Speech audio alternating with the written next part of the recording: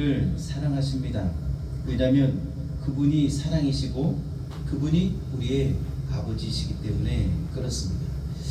그분이 우리의 아버지다라고 하는 것은 무엇이냐면 우리의 영혼이 그에게서 왔다라는 것입니다.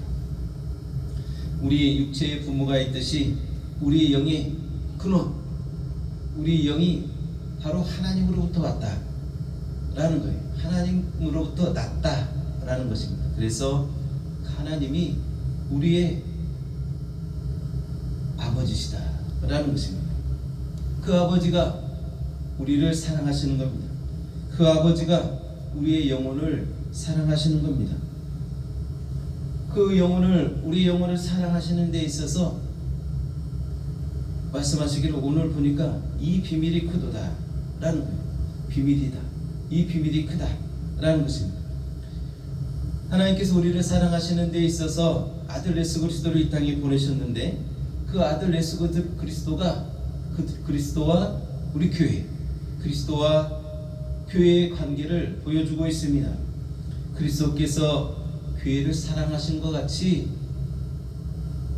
우리를 사랑하신다라는 것입니다.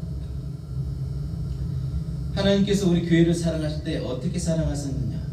교회를 세우심은 바로 당신의 피값이다 라고 이렇게 말씀하시는 것을 우리가 알고 있습니다. 그분의 피값, 그분이 죽으셔서 피 흘리셔서 그래서 세우신 교회다라는 겁니다. 하나님이 이렇게 지극히 사랑하신다. 하나님의 생명을 내놓아서 너희를 구원하시고 너희를 이렇게 극진히 사랑한다 라고 하시는데 여기에는 비밀이 있다라는 겁니다. 이는 마치 남편과 아내가 있는데 남편과 아내를 두는 것과 마찬가지다.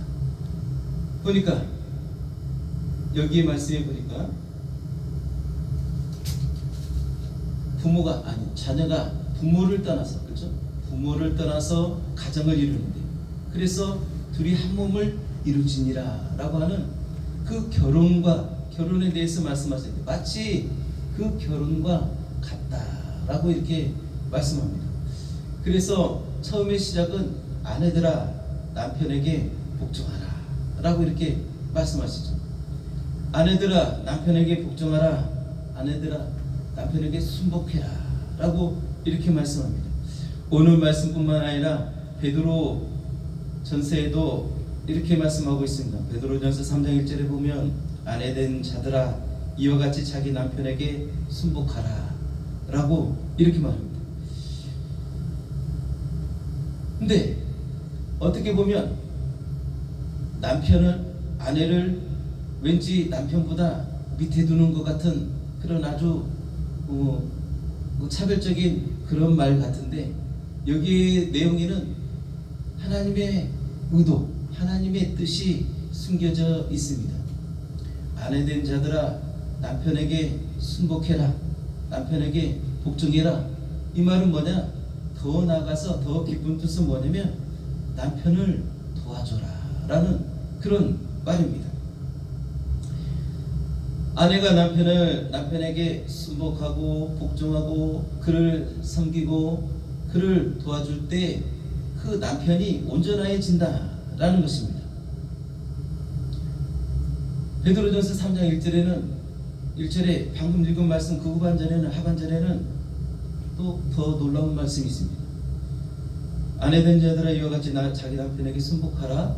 이는 혹 도를 순종치 않는 자라도 이 말로 말미암지 않고 그 아내의 행위로 말미암아 구원을 얻게 하려 합니다 라고 이렇게 말씀하십니다. 아주 놀라운 말씀입니다.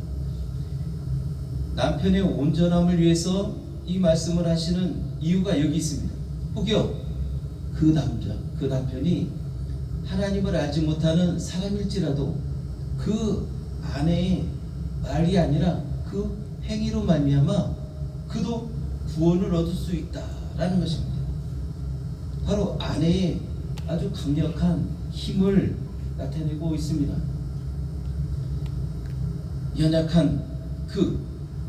처음에 말하자면 에덴 동산에서 아담과 하와가 있습니다. 아담이 먼저 있었죠. 근데 아담이 혼자 있는 것이, 독처하는 것이 하나님께서 보시기에 좋아 보이지 않았다라는 건데, 온전해 보이지 않았다라는 그런 의미를 담고 있습니다. 그래서 그 아내를, 하와를 아담에게, 아담의 뼈에서 갈비뼈를 취해서 그 아담을 하와를 만들어서 아담에게 주었죠. 그래서 그들의 모습이 이제 둘이 하나가 될 때 온전하였다라고 이렇게 말씀하고 계시는 겁니다. 그래서 아내에게, 남편에게 복종하라라고 이렇게 말하는 것은 귀속대하라, 마치 밑에 둔 것처럼 이렇게 해라 라는 것이 아니라 그 온전함을 이루어라 라는 것인데, 그 온전함을 이루는 데에는 그 아내의 이 희생이 필요하다, 아내의 순종이 필요하다 라고 이렇게 말씀하고 계시는 겁니다. 이어서 베드로전서 3장 그 뒤로 보면은 이렇게 권면하고 있습니다. 외모보다는 속사람을 단정해라 라고 이렇게 말하는데, 속사람이라는 것은 뭐냐? 그 영적인, 내면적인 그런 의미를 담고 있죠. 그 방법으로 아주 자세하게 이야기합니다. 장신구로 외모를 단정하지 말고 온유와 안정한 심령으로 속사람을 단정해라, 이렇게 기록하고 있습니다. 온유한 마음. 온유는 부드럽고 따뜻한 마음이지만 그 어떤 말에 이렇게 가시처럼 말하는 그 거슬림을 말하는 그것이 없이 대하는 것을 말하고 있습니다. 뿐만 아니라 안정한 심정이다 라는 건데, 흔들리지 않는 마음, 요동하지 않는 그런 아주 잔잔한 호수와 같은 그런 심령을 말하고 있습니다. 마치 하나님께서 구약성경에 보면 파도와 육지의 경계선을 모래로 두었는데 거센 파도가 그 육지를 향해 달려오는데, 그 거센 파도도 그 모래밭에 잠기게 되면, 거센 파도도, 이 모래가 무슨 역할을 하냐면 거센 파도도 아주 잠잠하게 해서 다시 바다로 돌려보내는 그런 역할을 한다라는 겁니다. 마치 이것과 같습니다. 아주 거센 파도와 같은 그런 마음으로 다가올지라도 이 안정한 심령은 그 마음을 누그러뜨릴 수 있는 그런 능력을 나타내게 되는 것입니다. 이 마음을 단장해라라는, 썩지 않을 것으로 속사람을 단장하라 라고 이렇게 말씀하고 있습니다. 남편에게 순복함으로 자기를 단장해라, 이렇게 말하고 있습니다. 보니까 하나님께서 그 창조를 하실 때 그 남편의 본질의 어떤 특성이 아닌가 싶습니다. 남편은 바쁘죠. 가정을 꾸리고 경제활동을 하고 사회활동을 합니다. 생각이, 그리고 그 마음들이 보통은 나가 있습니다. 아내가 돌봐줘야 합니다. 그 온전함을 위해서 돌봐줘야 되고, 그 남편을 위해서 기도가 필요하다라는 겁니다. 때로는 분별을 해줘야 할 때도 있습니다. 요즘 현대 시대를 보면 아내들도 바쁘죠. 아내들도 가정을 꾸려야 되고 사회생활을 해야 됩니다. 사회활동을 해야 됩니다. 근데 그 어떤 것을 말하는 것이 아니라 하나님께서 창조하신 그 어떤 남편들의 본질의 특성을 이야기하고 있습니다. 그들의 마음은, 그들의 생각은 좀 더 왠지 나가 있고 바깥을 향해 있는, 창밖을 바라보고 있는 듯한 그런 특성이 있다라는 겁니다. 그런가 하면 아내의 본질의 특성이라는 것은 뭐냐? 안을 돌아보고 또 다져주고 안정을 주고 하는 것이 바로 그 하나님의 창조의 본질의 뜻이 아닌가라는 그런 생각을 해봅니다. 그래서 어찌 보면 하나님께서 말씀으로 명령하듯 아내들아 남편에게 복종하라 라고 하시는 것이 아니라 하나님께서 부탁을 하시듯이 그 아내에게 말하기를 그 남편들에게 복종하고 순복하고 그래서 그 그릇들을 온전하게 하고 그 둘이 하나가 돼서 온전을 이루어라 라고 이렇게 말하시는 듯한 생각을 해봅니다. 이는 마치 교회가 그리스도를 향하여 교회가 그리스도를 향하여 이렇게 그리스도를 사랑하고 그리스도의 말씀에 복종하고 그러는 것과 같다라는 것입니다. 근데 우리가 여기에서 더 중요한 것이 있습니다. 언제나 중요한 것은 뒤에 나오죠. 마지막에 나오는 경우가 많습니다. 남편의 아내에 대한 태도를 주님께서 말씀하고 계십니다. 베드로전서 3장 그 하반절에도 그렇습니다. 남편들아 아내 사랑하기를 그리스도가 교회를 사랑하듯이 하라 라고 이렇게 말씀하고 계시죠. 첫 번째로는 하나님의 뜻을 따라 지식을 따라 아내와 동거해라 라고 이렇게 말합니다. 하나님의 뜻을 따라 라는 것입니다. 순전함과 온유함과 그리스도가 교회를 사랑하듯 그리스도가 교회를 사랑하는 마음으로 그 아내를 사랑하라라는 것입니다. 이어서 말씀하시는 말씀이 마치 연약한 그릇과 같음으로 그 아내를 대하라라는. 연약한 그릇은 어떻습니까? 손에 쥐기도 조심스럽습니다. 그렇죠? 혹여나 떨어뜨리는 날에는 아니면 어디에 부딪히는 날에는 여지없이 깨지거나 부서지고 맙니다. 금이 가고 말 것입니다. 이 말인즉슨 함부로 대하지 말라라는 거죠. 말도 함부로 하지 말고 그 마음도 생각도 함부로 하지 말고 눈빛도 함부로 하지 말고 그렇게 아주 연약한 그릇처럼 그렇게 대해라라고 이렇게 아주 소상하게 말씀하고 계십니다. 그러면서 이어서 말씀하시기를 은혜의 유업, 생명의 유업을 함께 받을 자로 귀중히 여기라라고 이렇게 말씀하십니다. 그런가 하면 이어서 우리에게 어찌 보면 실생활에 아주 직결되는 말씀이겠는데요. 너희 기도가 막히지 않게 하려 합니다. 라는 너희가 둘이 잘 화목하게 지내는 이유는 뭐냐? 너희 기도가 막히지 않게 합니다. 막히지 않게 하기 위함이다. 기도가 막히지 않는다는 건 뭐냐? 내가 기도가 잘 되지 않는다가 아니라 내 기도의 응답이 문제입니다. 내 기도의 응답이 막힐 수 있다라는 것입니다. 이것이 비밀이다. 이 비밀이 크도다 라고 이렇게 말씀하시는 겁니다.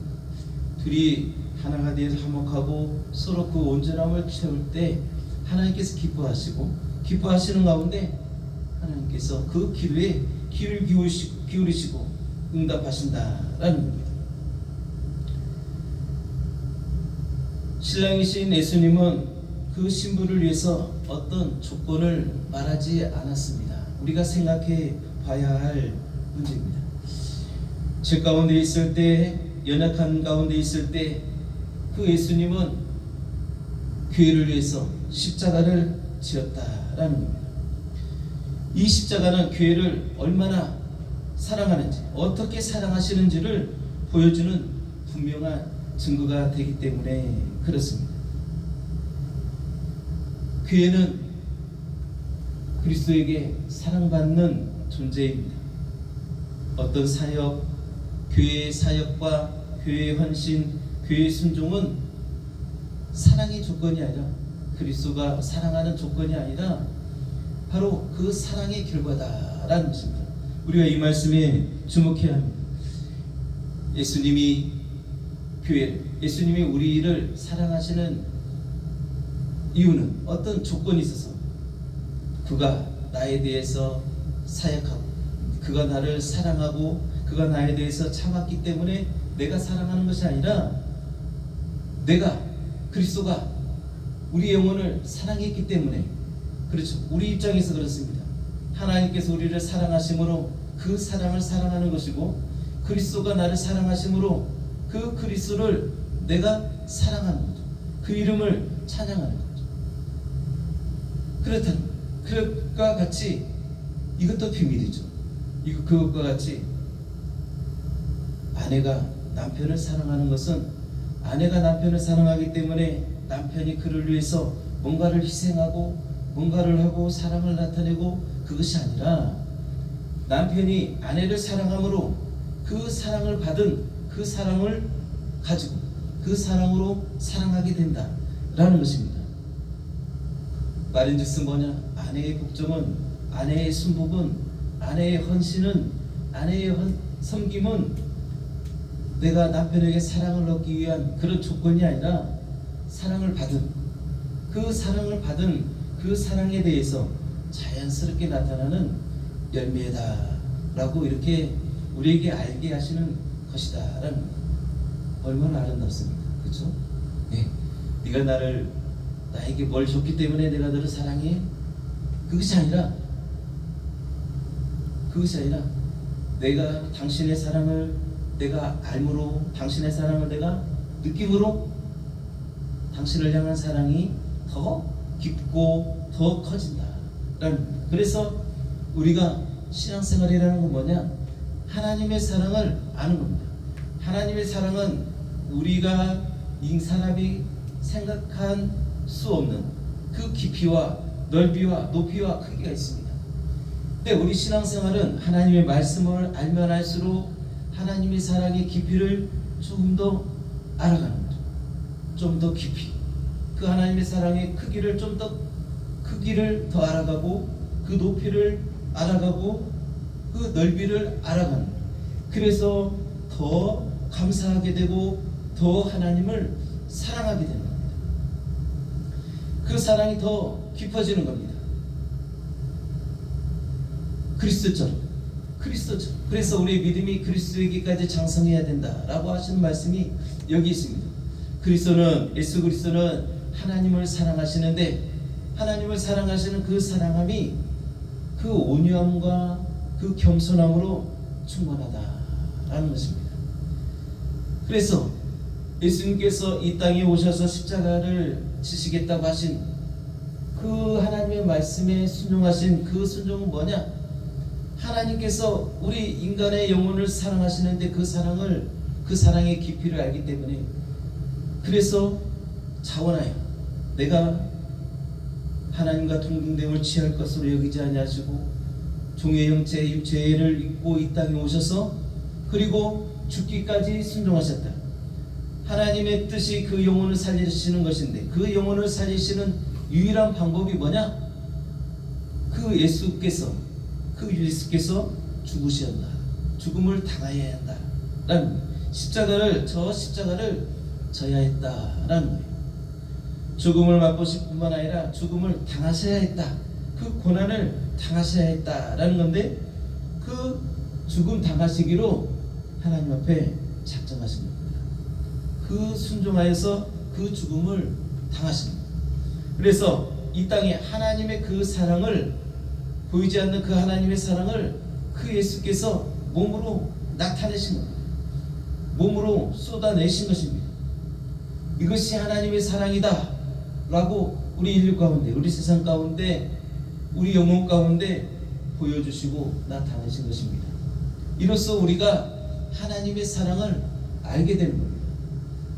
하나님께서 내가 너를 사랑한다, 너희를 사랑한다 말씀하실 뿐만 아니라 예수 그리스도가 이 땅에 죽으심으로, 그 죽으심을 우리 봄으로, 과연 하나님이 우리를 이처럼 사랑하셨구나 라는 것을 알게 되는 것입니다. 그래서 그 사랑을 사랑하는 것이고, 그 사랑을 찬양하는 것이고, 그 사랑 안에 거하고 그 사랑 안에 들어가기를 사모하는 것입니다. 이 비밀이 크도다 라고 하면서 그 사람이 부모의 품을 떠나 그 둘이, 남자와 여자가 하나가 될지니, 가정을 이룰지니 라고 하는 것이 비밀이 크다라고 하는 겁니다. 이 속에도 말하자면 이 가정이 하나의 그 하늘나라이고 하늘나라 하나님의 그 뜻이 이루어지는 그런 아주 작은 그런 소우주와 같은 하늘나라와 같은 곳이다 라는 겁니다.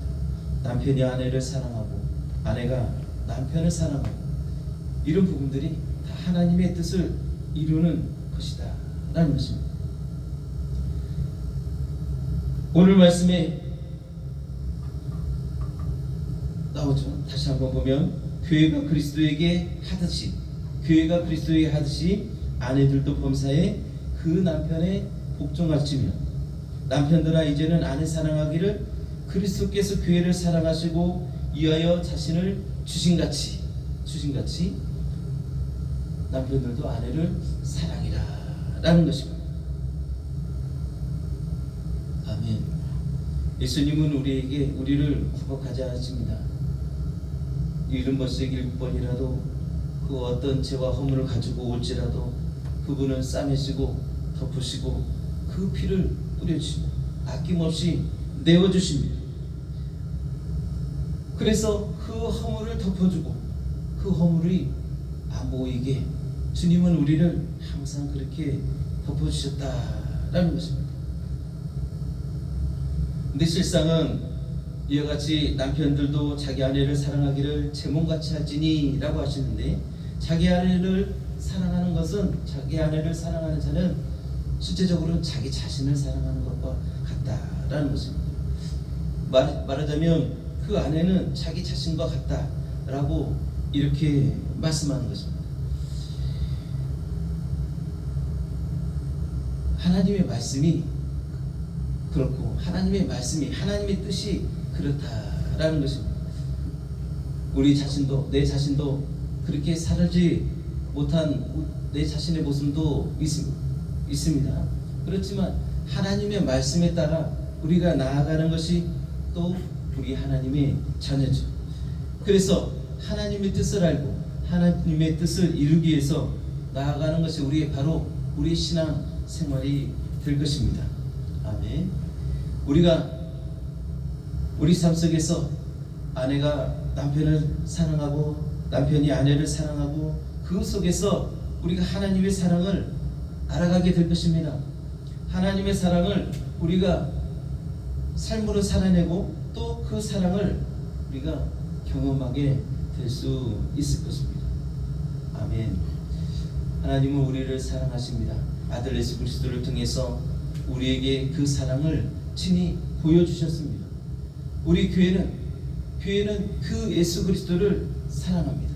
예수 그리스도 말씀에 우리가 순종하고 그 예수 그리스도의 말씀으로 하나 되고 이렇게 나아가고 있습니다. 그런 것처럼 우리 가정에서도 아내가 남편이 아내를 존중하고 존경하고 서로 사랑하는 그런 삶으로 그 하나님의 뜻을 우리 가정에 이루어드리는 우리 가정에 그 하나님의 뜻이 이루어지는 그런 은혜를 맛볼 수 있게 되기를 예수 이름으로 축복합니다. 아멘. 아멘. 하나님의 사랑으로 서로 사랑하고 또 우리의 모습이 온전해지는 나와 여러분이 되시기를 예수 이름으로 축복합니다. 아멘. 말씀을 생각하시면서 우리